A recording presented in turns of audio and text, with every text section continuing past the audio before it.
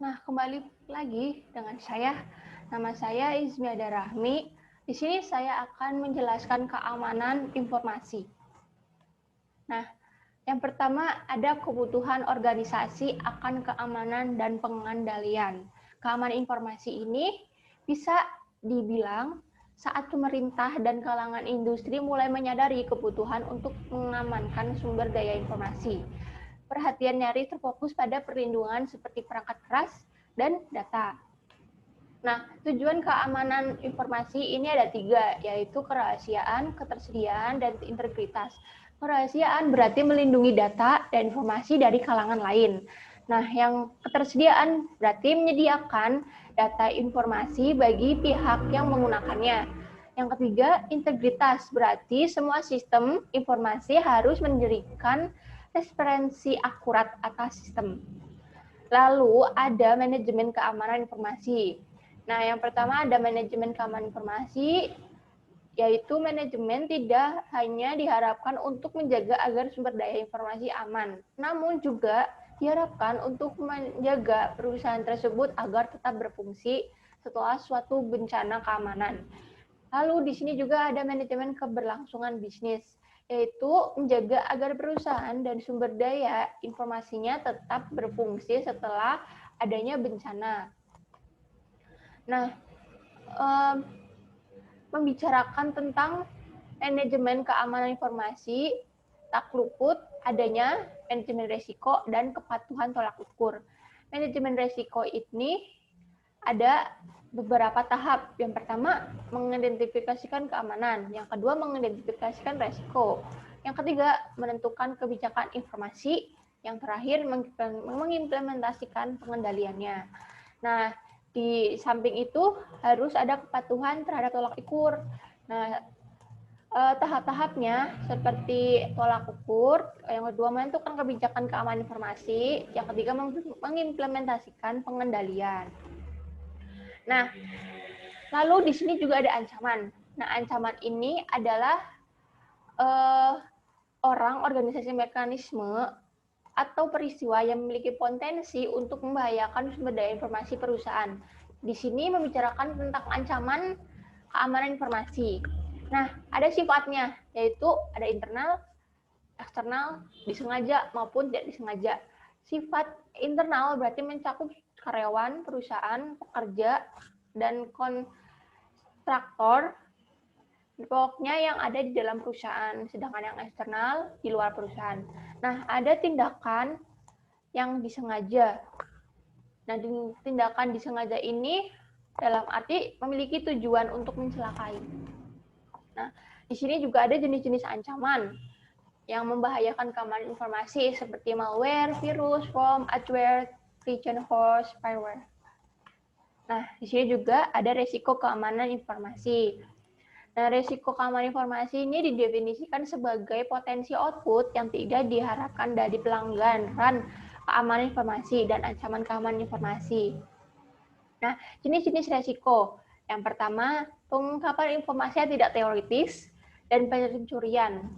Berarti ketika suatu berhenti lunak tersedia bagi orang-orang yang seharusnya tidak berhak memiliki akses, hasilnya akan hilang informasi. Nah, yang kedua ada pengungkapan yang tidak terorientasi. Nah, di sini ketika seseorang yang tidak berhak menggunakan sumber daya informasi mampu melakukan hal seperti contohnya hacker. Nah, yang ketiga ada penghancuran yang tidak tertorisasi dan penolakan layanan. Nah, seorang menghancurkan peranti lunak atau keras. Di sini seorang dapat menghancurkan peranti lunak dan keras. Yang keempat, modifikasi yang tidak tertorisasi. Nah, berarti beberapa perubahan tanpa disadari dapat menyebabkan para pengguna output sistem tersebut mengambil keputusan yang salah. Lalu ada persoalan e-commerce. Nah, masalah ini bukanlah perlindungan data informasi dan peranti lunak, tetapi perlindungan dari pemalsuan kartu kredit. Nah, praktik keamanan yang diwajibkan oleh HISA. Yang pertama, memasang dan memelihara firewall. Yang kedua, memperbarui keamanan. Yang ketiga, melakukan enkripsi pada data yang disimpan. Yang ketiga, melakukan enkripsi. Yang keempat, melakukan enkripsi pada data yang dikirimkan. Yang kelima, menggunakan dan memperbarui peranti lunak antivirus. Yang keempat, membatasi akses data pada orang lain. Yang ketiga, memberikan ID unik. Yang keempat, memantau akses data dengan ID unik. Lalu selanjutnya tidak menggunakan kata sandi default yang disediakan oleh vendor. Yang terakhir, secara teratur menguji sistem. Nah, di sini aja manajemen resiko. Yang pertama, harus mengidentifikasikan aset-aset bisnis yang harus dilindungi dari resiko. Yang kedua, menyadari resikonya. Yang tiga, menentukan tingkat dampak perusahaan jika resiko benar-benar terjadi. Yang keempat, menganalisis kelemahan perusahaan tersebut. Nah, di sini dalam menentukan tingkat dampak pada perusahaannya, di sini ada dampak parah, dampak signifikan, dan dampak minor. Dampak parah, kelamaan tingkat tinggi. Nah, di sini ada melaksanakan analisis keamanan, harus meningkatkan pengendalian. Dan dampak signifikan, melaksanakan analisis kelemahan, harus meningkatkan pengendalian. Nah, dampak minor, analisis kelemahan tidak dibutuhkan. Lalu ada kelemahan tingkat menengah. Nah, yang dilakukan adalah melaksanakan dampak parah, yang dilakukan adalah melaksanakan analisis keamanan sebaiknya meningkat dan pengendalian. Nah, yang kedua, dampak signifikan, dilakukan melaksanakan analisis keamanan sebaiknya meningkatkan pengendalian. Nah, yang ketiga, dampak minornya, analisis kelemahan tidak dibutuhkan. Nah, kelemahan tingkat rendah. Di dampak parah, kita harus melakukan analisis kelemahan, menjaga pengendalian tetap ketat. Nah, lalu dampak signifikannya, kita harus melaksanakan analisis kelemahan, menjaga pengendalian tetap ketat. Lalu dampak minornya, analisis kelemahan tidak dibutuhkan. Nah, setelah resiko diselesaikan, hasil didokumentasikan dalam laporan analisis resiko. Isinya berikut. Dari deskripsi resiko, lalu sumber resiko, lalu tingginya tingkat resiko, lalu pengendalian yang diterapkan pada resiko, lalu pemilik resiko tersebut, lalu tindakan yang direkomendasikan untuk mengatasi resiko, lalu jangka waktu yang direkomendasikan untuk mengatasi resiko, lalu apa yang telah dilaksanakan untuk mengatasi resiko tersebut. Nah, di sini ada kebijakan keamanan informasi. Yang pertama, ada fase inisiasi proyek yang dilakukan oleh tiru proyek dan komite pengawas. Nah, yang fase kedua, penyusunan kebijakan yang dilakukan oleh pihak-pihak yang berpengaruh. Nah, yang ketiga, konsultasi persetujuan yang dilakukan manajemen. Nah, yang keempat, kesadaran dan pendidikan yang dilakukan unit organisasi. Yang kelima, penyebarluasan kebijakan dilakukan unit organisasi. Nah, di sini ada pengendalian. Nah, pengendalian ini mekanisme yang diterapkan baik untuk melindungi perusahaan dari risiko atau untuk meminimalisasikan dampak risiko tersebut pada perusahaan. Nah, di sini ada 3 pengendalian, yaitu pengendalian teknis, pengendalian formal, dan pengendalian informal. Nah, pengendalian teknis ini ada beberapa, yaitu pengendalian akses, pengendalian sistem deteksi gangguan, lalu ada firewall, ada pengendalian kriptografis, ada pengendalian fisik. Pengendalian akses ini yaitu yang pertama, kita harus mengidentifikasikan pengguna. Yang kedua, otentisasikan pengguna. Yang ketiga, otorisasikan pengguna. Lalu di sini ada sistem deteksi gangguan. Nah, di sistem deteksi gangguan ini ada peranti lunak proteksi virus dan peralatan prediksi ancaman dari dalam. Nah, di dalam firewall juga ada firewall penyaring paket, firewall sirkuit, dan firewall tingkat aplikasi.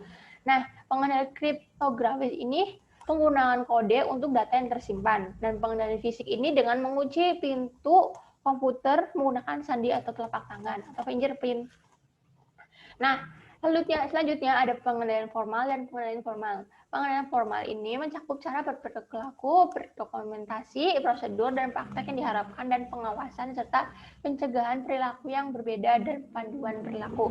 Nah, pengendalian informal ini mencakup program-program pelatihan dan edukasi serta program-program pembangunan manajemen. Nah, lalu ada dukungan pemerintah dan industri. Di sini ada beberapa, yaitu BSS 779 milik Inggris, BSI 80 Baseline Protection Manual, ada COBIT, ada GASSP, ada IFS. Lalu ada standar industri. Nah, di sini ada CIS atau The Central at the center of internal security, organisasi nirlaba yang didefinisikan untuk membantu para pengguna agar lebih aman. Nah, di sini ada sertifikasi profesional. Yang pertama, Asosiasi Audit Sistem dan Pengendalian. Di sini ada ISACA atau System Audit and Control Association. Yang kedua ada Konsorsium Sertifikasi Keamanan Sistem Informasi Internasional. Nah, di sini ada sertifikat ICISSP atau The Certification Informasi System Security Professional. Nah, yang ketiga ada Institut SANS, menawarkan sertifikasi melalui Global Information Insurance Certification program miliknya yang mencakup mata kuliah seperti audit keamanan dan IT. Nah, lalu di sini ada meletakkan manajemen informasi pada tempatnya. Nah, perusahaan harus mencadangkan kebijakan manajemen keamanan informasi sebelum menetapkan pengendalian. Nah, lalu kebijakan ini dapat dibuat berdasarkan identifikasi, ancaman resiko, ataupun berdasarkan panduan yang diberikan oleh pemerintah dan asosiasi industri. Lalu ada perusahaan mengimplementasikan gabungan pengendalian teknis, formal dan informal. Lalu di sini ada meletakkan manajemen keberlangsungan bisnis pada tempatnya. Nah, artinya manajemen keberlangsungan bisnis merupakan salah satu bidang pengguna komputer di mana kita melihat perkembangan besar sistem komputer TMP berdasarkan sistem pemulihan bencana yang mencakup sistem manajemen basis data, institusi, dan perangkat yang dapat digunakan untuk mempersiapkan rencana pemulihan. Nah, cukup sekian dari saya. Assalamualaikum warahmatullahi wabarakatuh. Terima kasih.